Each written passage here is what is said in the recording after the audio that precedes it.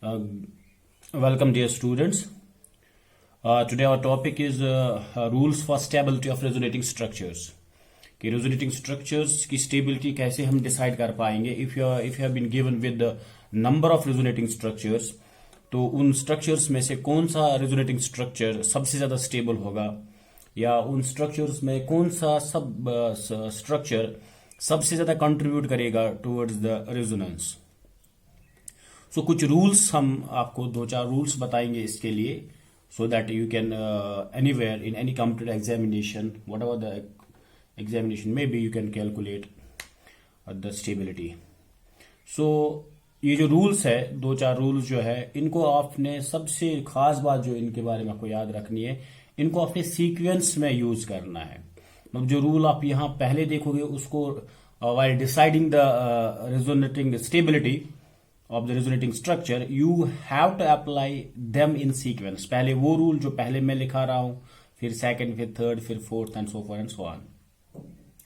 So in order to decide the stability of a resonating structure for a particular molecule, so what you have to do, just find out the number of pi bonds. The first is the number of pi bonds. पहले आपको number of pi bonds देखने होंगे. जितने ज्यादा एक resonating structure में number of pi bonds होंगे उतनी ही ज्यादा उसकी स्टेबिलिटी होती है.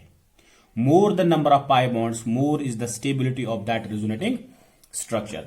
फॉर एग्जाम्पल यहां पे आप देख सकते हो मैंने पहला स्ट्रक्चर लिया है और दूसरा स्ट्रक्चर लिया है. अगर हम पाई बॉन्ड गिनेंगे इसमें 1 2 3 पाई बॉन्ड्स है, इसमें 1 and 2 पाई बॉन्ड्स है. सो जिस स्ट्रक्चर में ज्यादा पाई बॉन्ड है वही स्ट्रक्चर ज्यादा स्टेबल होगा. सो अगर ये स्ट्रक्चर ए है और ये स्ट्रक्चर बी है तो हमारे पास जो स्ट्रक्चर ए है is going to be more stable than the B. So this is the stability order. A is more stable than B because in A we have more number of pi bonds. तो हो गया ये.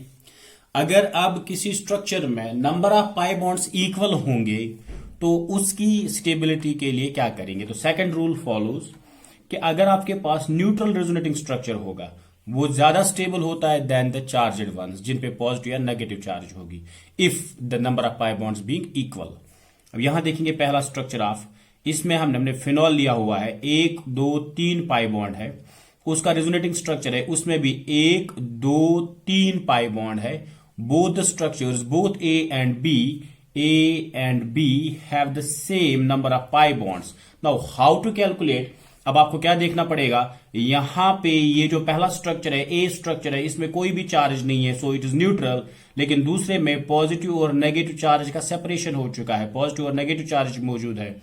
सो हमारे हिसाब से rule के हिसाब से जो न्यूट्रल है that's more stable. So A is more stable than B. Coming to second example with the same rule, हमने एक कंपाउंड लिया हुआ आप देख सकते हो यहां पे, जहां पे आप देखोगे एक और एक 2 pi bond because a double bond contains 1 pi 1 sigma, so it's a double bond, it is pi bond, it's a double bond, this is 1 is pi. तो ओवरऑल 2 पाई बॉन्ड्स है.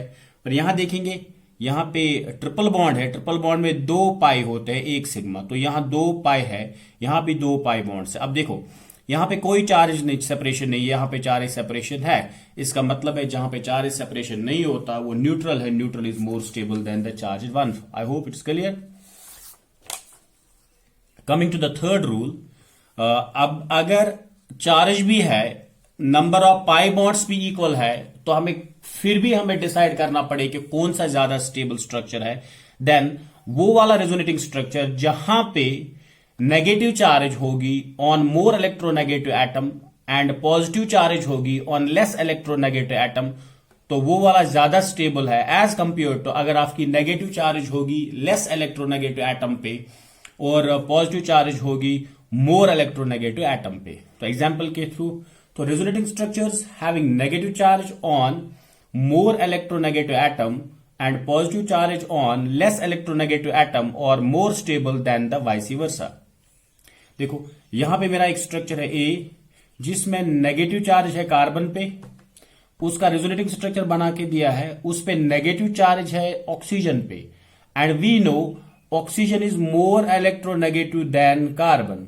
सो द इलेक्ट्रोनेगेटिविटी है electronegativity. Oxygen is more electronegativity than carbon, so जिस structure पे oxygen पे negative charge आएगा वही ज्यादा stable होगा। तो अब देखो यहाँ पे कार्बन पे नेगेटिव चार्ज, यहाँ पे ऑक्सीजन पे negative charge, so oxygen more electronegative, so B is more stable than A.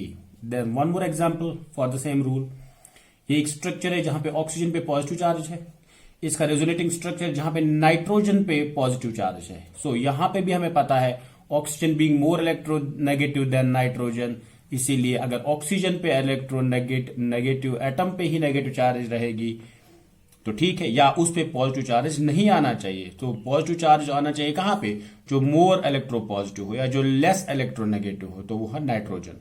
So B is more stable than A. Finally we have the rule, अगर अब positive negative charge on the same atom है, number of pi bonds भी same है, तो how to decide the stability of a resonating structure. अब resonating structure where charge separation is less और more stable, उन resonating structures में जहां charge separation कम होता है वो ज्यादा स्टेबल होते हैं। अब देखो यहां न्यूट्रल है पहला, दूसरे में चार्ज सेपरेशन है, तीसरे में भी चार्ज सेपरेशन है और चौथे में भी चार्ज सेपरेशन है, पॉजिटिव नेगेटिव। अब देखो पहला न्यूट्रल है तो ये सबसे ज्यादा स्टेबल हो जाएगा। अब इन तीनों में देखो तीनों चार्जड है, तीनों में नंबर ऑफ पाई बॉन्ड गिनो 1 2 3 1 2 3 1 2 3, सो तीनों में नंबर ऑफ पाई बॉन्ड जो है वो बराबर है, नंबर ऑफ पाई बॉन्ड बराबर है, चार्जड तीनों के तीनों है, और पॉजिटिव हम इलेक्ट्रॉन पॉजिटिव चार्ज आई है ऑक्सीजन पे, नेगेटिव चार्ज आई है तीनों में कार्बन पे। अब हमने देखना है negative charge positive charge same atoms पे है, same number of pi bonds भी है और सबके सब चार्जड भी है। अब क्या करेंगे, चार्ज सेपरेशन को देखेंगे। यहां पे देखो एटम नंबर ऑक्सीजन पे पॉजिटिव चार्ज, उसके साथ ही पहले दूसरे कार्बन पे नेगेटिव चार्ज, ऑक्सीजन पे पॉजिटिव चार्ज, चौथे 1 2 3 4 चौथे कार्बन पे नेगेटिव चार्ज, ऑक्सीजन पे पॉजिटिव चार्ज 1 2 दूसरे पे नेगेटिव चार्ज। यहां देखो स्ट्रक्चर नंबर 2 और स्ट्रक्चर नंबर 4 में जो चार्ज सेपरेशन है वो बराबर है। तो जहां पे चार्ज सेपरेशन लेस है, अगर स्ट्रक्चर 2 और 4 को देखें उसमें चार्ज सेपरेशन का जो डिस्टेंस है वो कम है as compare to structure number 3। यहां पे चार्ज सेपरेशन का डिस्टेंस ज्यादा है, इन दोनों में बराबर है, तो मैं कह सकता हूं पहला being neutral is more stable, then second and fourth rather having the equal distance between the separated charges will be second equal to fourth, and finally third में हमारा चार्ज सेपरेशन का डिस्टेंस सबसे ज्यादा है, वो सबसे कम स्टेबल होगा। Hope it is clear and will come to the next lecture.